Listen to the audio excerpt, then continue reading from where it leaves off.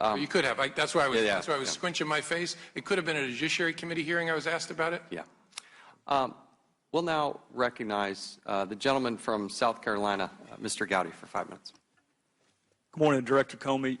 Secretary Clinton said she never sent or received any classified information over her private email. Was that true? Our investigation found that there was classified information sent. So it was not true. Right. That's what I said. Okay.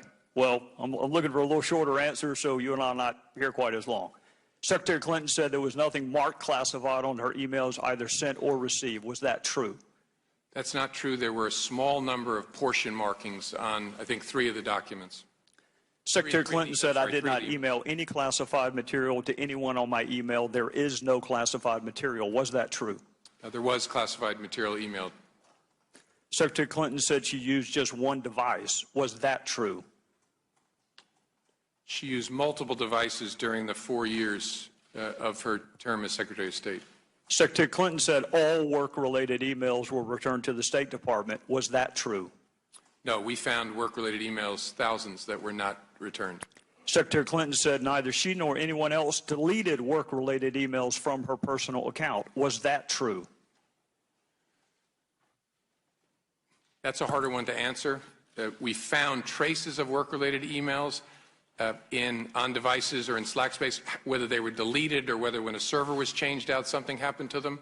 There's no doubt that there were work-related emails that were removed electronically from the email system.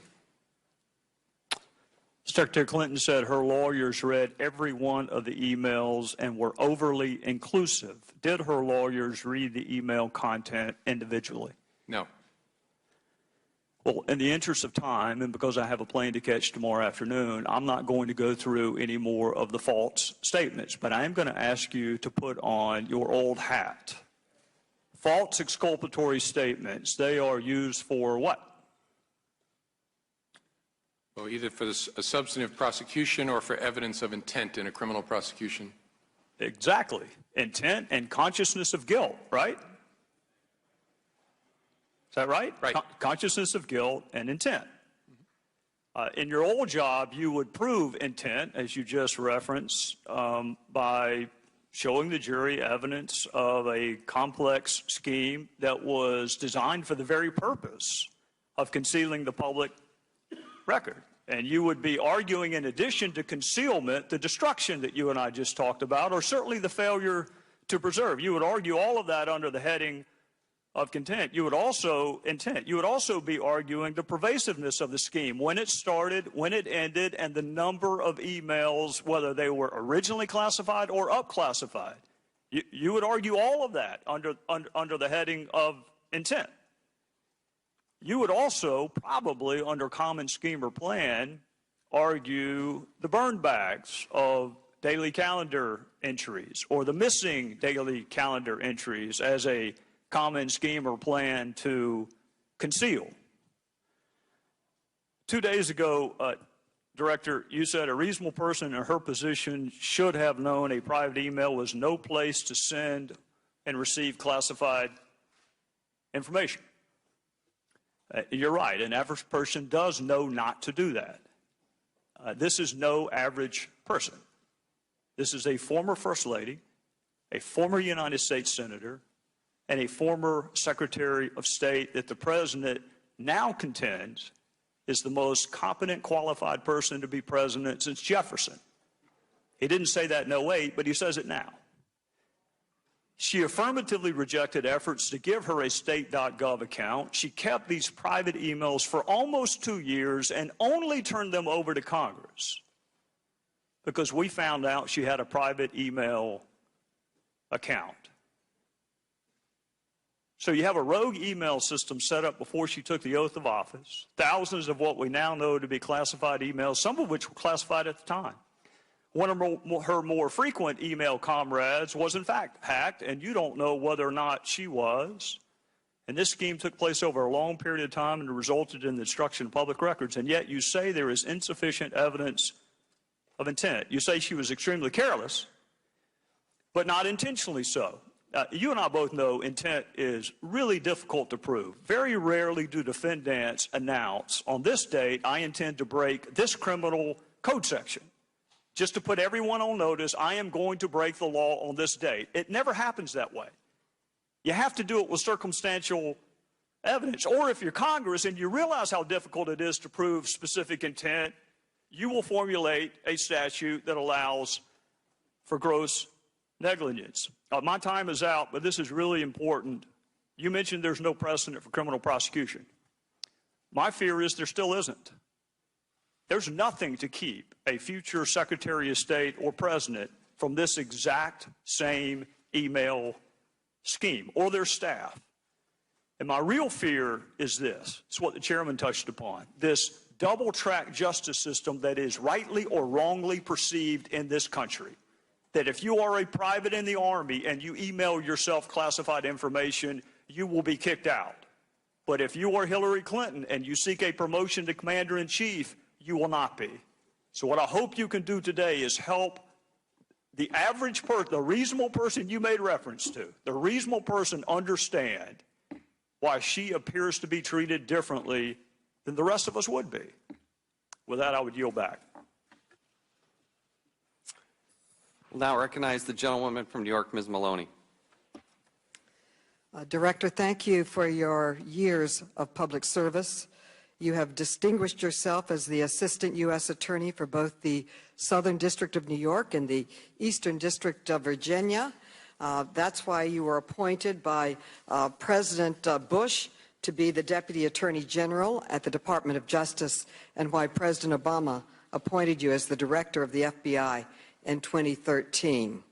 Despite your impeccable reputation for independence and integrity, Republicans have turned on you with a vengeance immediately after you announced your recommendation not to pursue criminal charges against Secretary Clinton. Let me give you some examples. Representative Turner said, and I quote, "The investigation by the FBI is steeped in political bias," end quote. Was your investigation steeped in political bias, yes or no? No, it was steeped in no kind of bias. Thank you. The Speaker of the House, Paul Ryan, was even more critical. He accused you of not applying the law equally. He said your recommendation shows, and I quote, "The Clintons are living above the law. They're being held to a different set of standards. That is clearly what this looks like," end quote.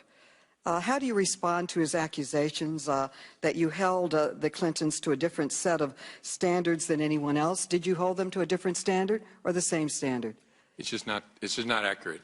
We try very hard to apply the same standard whether you're rich or poor, white or black, old or young, famous or not known at all. I just hope folks will take the time to understand the other cases, because there's a lot of confusion out there about what the facts were of the other cases that I understand lead good people, reasonable people to have questions.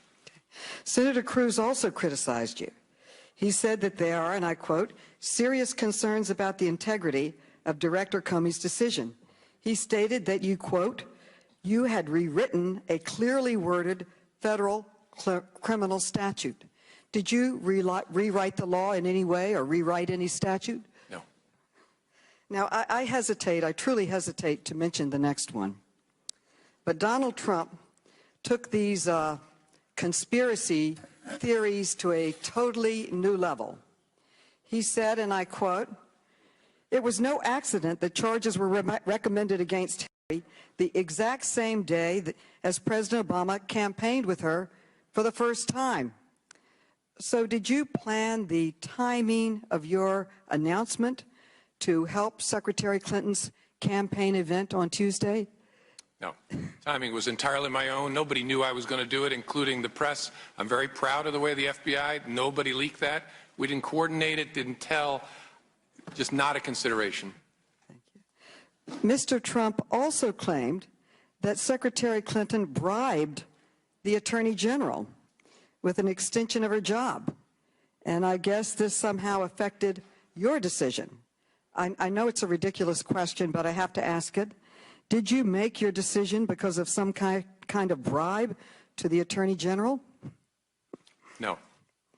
I tell you, are you surprised, as I am, by the intensity of the attacks from the GOP on you after having made a decision, a thoughtful decision, an independent decision with the professional staff of the FBI. I'm not surprised by the intense interest and debate. I predicted it. I think it's important that we talk about these things. They inevitably become focused on individual people. That's okay. We'll just continue to have the conversation. I believe that what we're seeing today is that if the GOP does not like the results of an investigation or how it turns out, and we saw they originally were lauding you, the minute you made your announcement, they're now attacking you, the same people. And now I predict they'll be calling for more hearings, more investigations, all at the expense of the taxpayer. And they do this instead of working on what the American people really care about. They want Congress to focus on jobs, the environment, homeland security, the security of our nation, affordable child care, affordable college educations, and an economy that works and helps all people. I thank you for performing your job with distinction and the long history of your whole profession of integrity and independence. And thank you very much. My time has expired. Thank the gentlewoman. We'll now recognize the gentleman from Ohio, Mr.